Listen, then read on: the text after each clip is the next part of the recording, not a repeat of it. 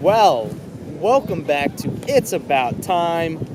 Welcome to the Jersey Shore, Jenkinson's at Point Pleasant, New Jersey, on an absolutely spectacularly, beautifully divine kind of day. You guys know me. I'm Jared, and of course, this is my partner in crime, Drew. My star-spangled fedora. So let's jump right into it. What's on the wrist today? I'm not going to even take this one off my wrist. It's the Orient Monarch. You guys know it. You've seen it before. It's beautiful. It's amazing. It rocks every watch out. It's what we do. Quorum Admiral. We're at the beach, so we have really no other choice right now because that is my beach watch. Oh, and the sun's coming back out. And the sun's starting to come back out. So, finally, we are here with our Q&A episode extravaganza. Oh, one of them. And today, like I told you, this is the email portion of our Q&A. Oh, the email portion. Yes. All right. So I'm going to wait for you to. Okay, so I'm going to bring this sucker up. Bring up some emails. And we did get an email from YouTube. Jared. Sure. They asked me this question. I already answered it by email to them, but you Sure. have not. I would love Jared, to what answer. do you prefer, automatic or quartz watches, and why? All right. Right now, I prefer only Right now. automatics. I will actually never ever wear quartz ever again. The reason why is this.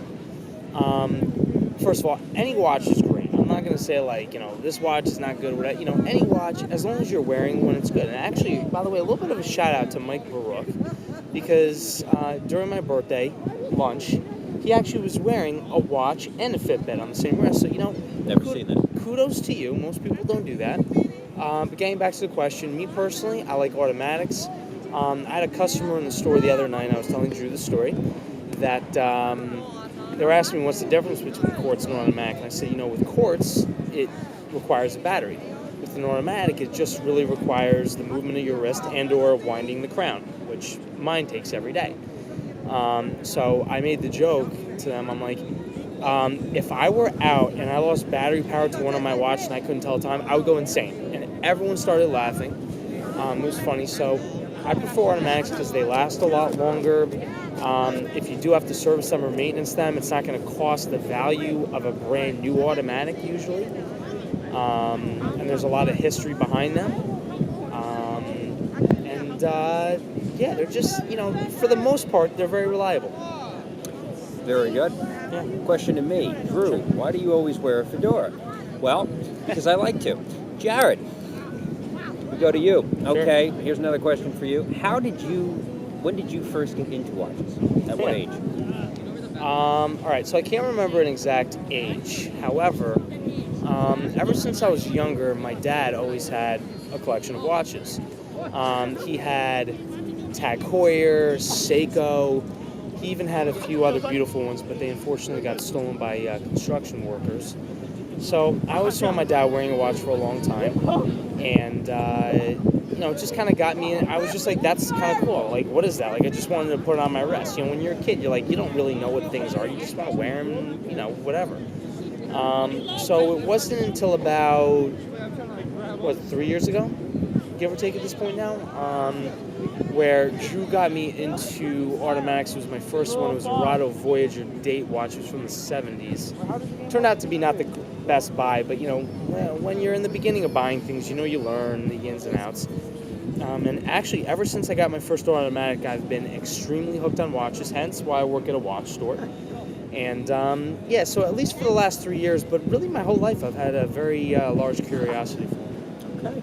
Now, the same question has been asked to me. My story actually begins when I was about 2.5 to 3 years old. I've always had a fascination with watches and clocks. And I was at the International Bakery, and I believe it was Fair Lawn, New Jersey. And I guess my father had me over his shoulder. And I saw this huge clock on the wall, and I was so proud of myself that I could see and tell what it was, right? So I start yelling clock, and I start yelling it with my finger. Wait, you didn't yell cock? The problem was I didn't pronounce L's till about 6 months later. So yes, you can deduce what I was yelling had this clock, you can say it. which I thought was say clock. clock. So It's I was okay. yelling clock minus the L. So you can't even say it. I was the world's youngest pervert. I am not going to say that because that is just not appropriate for YouTube TV. But I was I didn't realize as, here's a bird. Hi, bird. as soon as I start, It may have a question. that's later on. We'll get to the birds later on. But yes, that is when I first started getting into clocks. Then I could finally pronounce the L, and it all came together from there on in. The first watch really I ever had, to go along with Jared's line of thinking, actually was when I went to Switzerland in high school. I went to Lake Luzerne and I bought a Tissot PR100 auto quartz. If you don't know anything about auto quartzes, the interesting thing about them back then was they were a battery watch. However, they were also automatic. So it was an automatic watch. When you stopped wearing it for more than 3 days, the battery would kick in to keep the time going.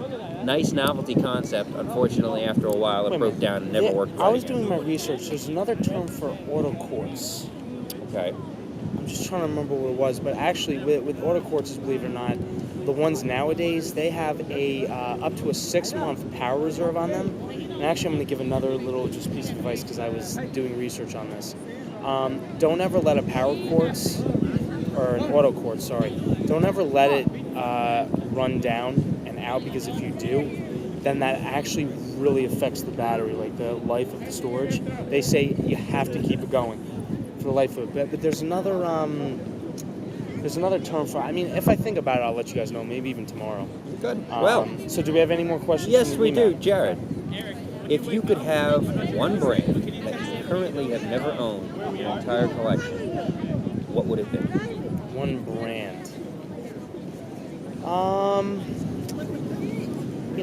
I've had a number of them. Not like the most amount like some people have, but for the average person in life, I've had a decent amount. If I could have one that I've never had yet, now it's just the brand. We're not targeting a watch right now, right? Nope, just the brand. I would probably say Patek Philippe. Really a brand with a long history. They make a lot of impressive watches. Their complications are really solid. They're well known within the inner circles, not to the average person. But yeah, I would say Patek Philippe. Okay. Yeah. I teased you about this last night, what brand I would actually have. Yeah, actually, I said that I would ask you this today and find out which one it is. And believe it or not, one that I'd like to add to my collection that I've never had, a brand I've never had before, is Ulysses Nardine. Ulysses Nardine. Why? They have very unique designs. They really, it's like one of these, it's a mixture of like a space age retro look. They like to combine a lot of different functions in one watch. Kind of reminds me a little bit of JLC. They're a fantastic piece. Yes, I Fantastic would like piece. to eventually add one to my collection. I think that would be an interesting addition to my collection. Oh, And- well, actually, wait a minute. I think a question just came in. Yes? Hold on 1 second. Okay. Question just came in. So, Drew, I guess this is from your collection episode. Someone's asking you this question. So, in your top 3 is your Omega constellation. Correct. Right? Your Gigolo Geographic Correct. World Timer. Yes. And then your number 3 is your, I don't know exactly the year, but it's your newer. 1987. Oh, it's No, it's the older one. I'm sorry, it's a little hard with the sunglasses on. The 1987 Rolex. Right. All right, those are your top 3? Correct. All right, so this is from your collection episode. All right, so question is this. If you could only hold on to one of those 3, which one would it be and why? It's a very tough question because all 3 are very sentimental to me. It'd have to be JLC. So they look cool. Yes, the Gigolo. Interesting. Because of number 1, the rarity, number 2, the functions in it, and number 3. And by the way, thank you guys for submitting your questions. Yes, the prestigious brand. I still have one more on mine. The prestigious brand of it, of all 3. I love them so much, but it's the hardest one to replace out of the 3. The other 3 I could replace. Oh, wait a minute. You know what? Another one just came in. I'm sorry. Thank you guys so much Like for sending these Facebook questions Live. in, by the way. Absolutely. All right. So, I don't know the view. I don't know. There's no name on this one. All right. So, here's what they're saying, though. Drew, in 1 minute, okay, give us your best pitch for why you should own a wristwatch in 1 minute. So I'm going to time you on this one. As opposed to what? As opposed to not owning one. As opposed to not owning one? Like what are the like? Why should you own a wristwatch? All right? Wristwatches. So hold on, I'm going to give you a minute starting now. You should have done it on your wristwatch. You did. Go ahead. Do it on your wristwatch. Don't do it on your phone. I have this because I have the because No, start it on your. No, you can't do it on the phone. Damn it! All right. What the hell is the episode about? Set, go. Thank you. Okay, best reason to own a wristwatch is because it's an extension of you. It really gives a feel to your character. Just ask our buddy Dave over here. Okay, he's wearing his Oris that he's worn and he hasn't taken it off in almost 4 months. It represents him. Watches do that to you. Girls have everything else to represent them. They have bracelets, they have rings, they have diamonds, they have toe rings and belly button rings, and guys don't get to wear all that unless, you know, you're very flamboyant. But most aren't, and the only thing that really represents you is your wristwatch. And whatever it is, whatever look you want, whatever function you want it to have, whether it's automatic quartz or hand winding, it's an extension of you and what you bring to the table in life. I did it under there. Wow. Yeah, you did it in around 50 seconds. Yes. That's pretty good. Thank you. Yeah. Thank you very much. Absolutely. So I do have one more here from Sticky Guy 625. Sticky guy. Sticky Guy. Ooh, not from Big Johnson? No, not from Big Johnson, ironically. It's from Sticky Guy 625. Sticky guy. Sticky guy. Jared, how many watches, at what point was your collection the biggest? And what number was that? That was How many watches about did you have in your collection when it was the biggest? about 2 years ago, give or take a little bit, maybe. How many did you have? 42. 42. Wow. And I remember I sold almost all of them out to get the Rolex, which I then sold off anyways. So yeah, it was 42. Actually, how many are in your collection currently? Currently, I think I have 29. My 29. collection is always fluttered between 24 and 32. That's usually where it stays about. I don't feel comfortable going over that. I don't feel comfortable going under that.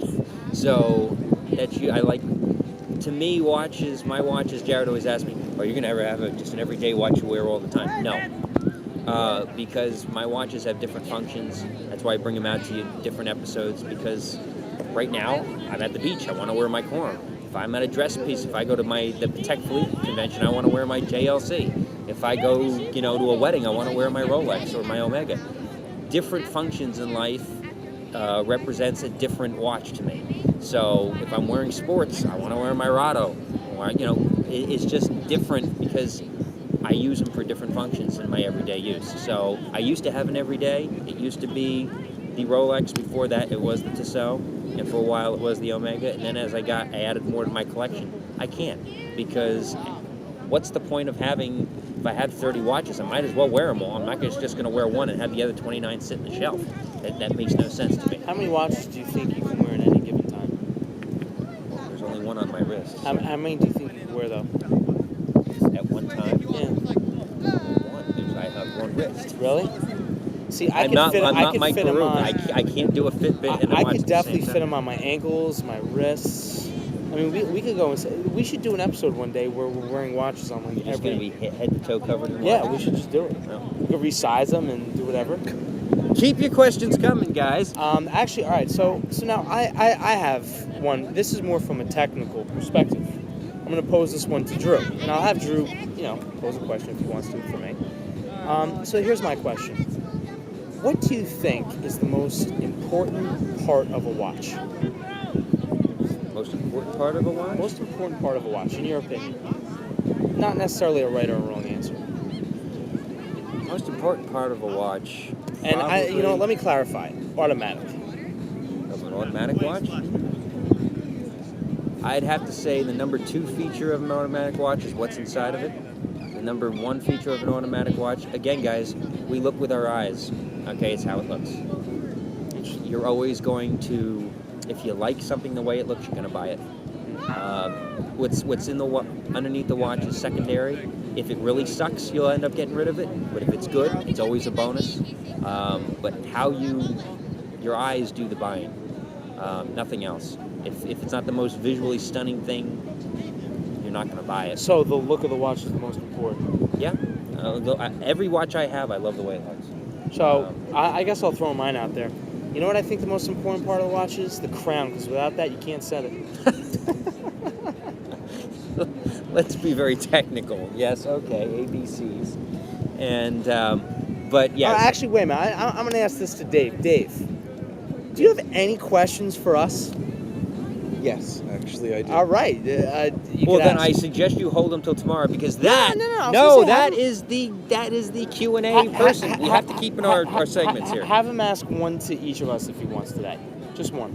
All right, Dave. If you have one for each of us right now, we're going to give or you a little two to sneak Drew. peek. It doesn't matter. No, I have one, and you can both answer it. Okay, go ahead. Is there any watch you owned which you regret buying? Right now, no, because I only have really a couple, so none that I really regret buying. So, in the past, yes. Well, in the past. In the past, What was your biggest regret of a watch? My biggest regret? I think that's the question. Yes. If you had to take all the watches that you regret buying, what was your biggest regret? Probably my Fortis. Okay. That was one of my biggest. Really, very, very expensive. The screws were all messed up. The watch was too big. Yeah, it just wasn't. Yeah, it was the Fortis Cosmonautis. I can't think. God. Good question. That was a very good question. Money-wise? Drew's Rolex probably is the one. Oh, yeah, that definitely was, yeah. No.